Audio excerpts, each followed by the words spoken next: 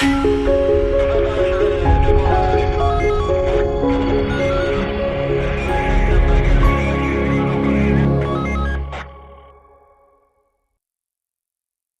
Friends, welcome to dream TN department. வரப்போகிற SI requirement பார்த்தீங்கன்னா age ரிலாக்ஸேஷனோட வரணும் அப்படின்றதுக்காக நிறைய குரல்கள் இப்போது எழுந்துக்கிட்டு இருக்குது.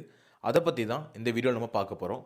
அது மட்டும் இல்லாமல் ஆல்ரெடி படிச்சுக்கிட்டு இருந்து இப்போது 2024 எஸ்ஐ எக்ஸாமுக்கான நோட்டிஃபிகேஷன் தள்ளி போனனால ஏஜ் பாரான ஸ்டூடெண்ட்ஸ்லாம் சில பேர் அவங்களால முடிஞ்ச ஒரு ஸ்டெப்பை முன்னெடுத்து கடந்த 10ஆம் தேதி பார்த்தீங்கன்னா சென்னையில் ஒரு ப்ரெஸ் மீட் கொடுத்துருக்காங்க. அங்கே ப்ரெஸ் மீட்டில் ரெக்கார்ட் பண்ணப்பட்ட வீடியோ தான் இங்கே உங்களுக்கு ப்ளே ஆகிட்டு இருக்கு. இந்த ப்ரெஸ் மீட்டில் இந்த மாணவர்கள்லாம் என்ன கேட்டிருக்காங்க அப்படின்னு பார்த்தீங்கன்னா, 2024 எஸ்ஐ எக்ஸாமுக்கான நோட்டிஃபிகேஷன் வரும் அப்படின்னு சொல்லிட்டு எங்களோட கடைசி அட்டம்ப்டாக நினச்சி நாங்கள் படிச்சுக்கிட்டு இருந்தோம்.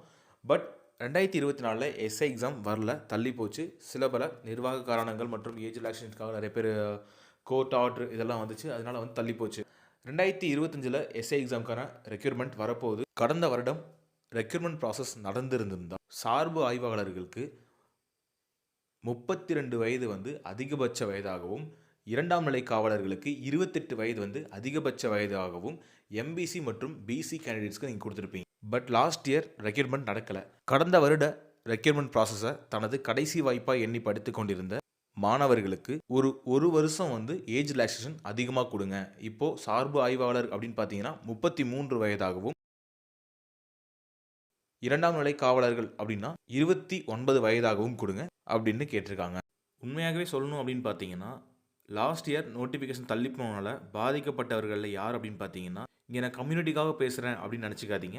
ப்ராக்டிக்கலாக என்ன அப்படின்னு பார்த்தீங்கன்னா, டிஎன்யூஎஸ்ஆர்பி வெப்சைட்லேயே பார்த்தீங்கன்னா எலிஜிபிலிட்டி க்ரைட்டீரியாவில் ஒவ்வொரு தேர்வுகளுக்கான வயது வரம்புகள் கொடுத்துருப்பாங்க.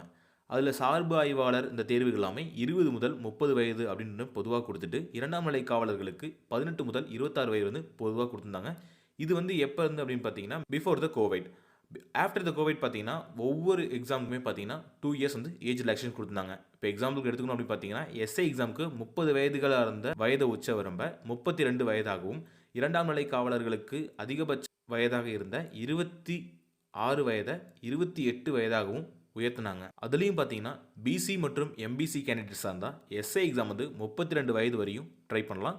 பிசி எக்ஸாம் வந்தால் 28 வயது வரையும் ட்ரை பண்ணலாம்.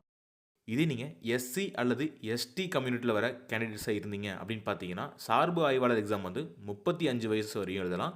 இதே பிசி எக்ஸாம் நீங்கள் 31 வயசு வரையும் எழுதலாம். இந்த மாதிரி ஒவ்வொரு கம்யூனிட்டிக்கு ஏற்ற மாதிரி ஏஜ் ரிலாக்ஸேஷன் கொடுத்துருக்காங்க.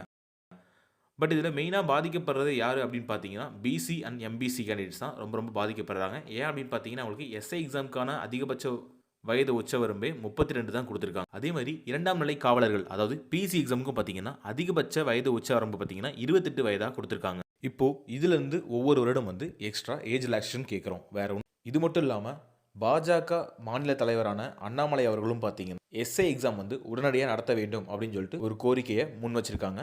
அவர் மட்டும் இல்லாமல் டிவிகே வேல்முருகன், அப்புறம் டிடிவி தினகரன், இவங்க எல்லாருமே எஸ்ஐ எக்ஸாம் உடனடியாக நடத்தப்பட வேண்டும் அப்படின்னு ஒரு கோரிக்கையை தமிழக அரசுக்கு முன் வச்சிருக்காங்க.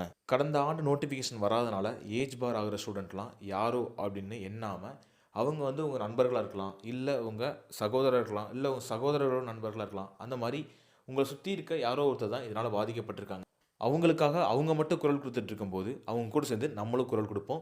இப்போது எஸ்ஐ எக்ஸாமுக்கு நீங்கள் புதுசாக படிக்கிறதா இருந்தாலும் சரி, நீங்கள் what is the age of ஒன்றும் இல்லை, நீங்கள் ஒரு 21 ஏஜில் நீங்கள் இப்போ ஆஃப்டர் த காலேஜ் நீங்கள் படிக்க ஆரம்பிக்கிறீங்க எஸ்ஐ எக்ஸாமுக்கு அப்படின்னாலுமே இந்த வீடியோ பார்த்துட்டு இருக்கீங்கன்னா கண்டிப்பாக ஏஜ் பாரான ஸ்டூடெண்ட்டுக்கு நீங்கள் சப்போர்ட் பண்ணுங்கள். வரப்போகிற ரெக்ரூட்மெண்ட் வேகன்சி அதிகம் தான் சொல்லிக்கிட்டு இருக்காங்க. ஸோ அதில் அவங்களுக்கு ஒரு சான்ஸ் கிடைச்சா, அப்படி ஒரு வாய்ப்பளிக்கும் போது காக்கியவே தனது லட்சியமாக கொண்டிருக்க ஒரு நல்ல காவலர் இந்த சமுதாயத்தை கிடைக்கிறதுக்கான வாய்ப்பு இருக்குது. உண்மையாலுமே இந்த மாணவர்களோட முயற்சி பார்த்தீங்கன்னா ஒரு போட்டுத்தக்கக்கூடிய விஷயம் தான். ஏன் அப்படின்னு பார்த்தீங்கன்னா, ஒரு போலீஸ் எடுத்தோ, தமிழ்நாடு கவர்மெண்ட் எடுத்தோ இந்த மாதிரி ஒரு ப்ரெஸ் மீட் கொடுக்கும்போது அப்படின்னு பார்த்தீங்கன்னா, அவங்க எதிர்த்து கொடுக்கல, அவங்க ஒரு ரெக்வெஸ்ட்டாக தான் கொடுக்குறாங்க. பட் ஆனால் இது அவங்களுக்கு ஆப்போசிட் அப்படின்னு ஆகும்போது என்ன ஆகும் அப்படின்னு பார்த்தா அவங்களுக்கான வாய்ப்புமே கிடைக்காம போகும். பட் என்னன்னாலும் சரி, நம்மளை மாதிரி ஏஜ் பார் ஆகிற ஸ்டேஜில் இருக்க எந்த ஸ்டூடெண்ட்டுமே பாதிக்கப்படக்கூடாது. இப்படி ஒரு ஸ்டெப் எடுக்கணும் அப்படின்ற ஒரு ஸ்டேஜுக்கு அவங்க வராங்கன்னா அவங்க எவ்வளோ லட்சியத்தோட காவலர் எக்ஸாமுக்கு படிச்சுட்டு இருக்காங்க அப்படின்றத டிஎன்யூஎஸ்ஆர்பி போர்டும் புரிஞ்சுக்கணும். இந்த ப்ரெஸ் மீட்கான ஃபுல் வீடியோ லிங்க்குமே கீழே டிஸ்கிரிப்ஷனில் கொடுத்துருக்கேன், நம்ம டிரைவில் இருக்குது, செக் பண்ணி பாருங்கள். ஓகே ஃப்ரெண்ட்ஸ், மறுபடியும் உங்களை அடுத்த வீடியோவில் சந்திக்கிறேன். நன்றி.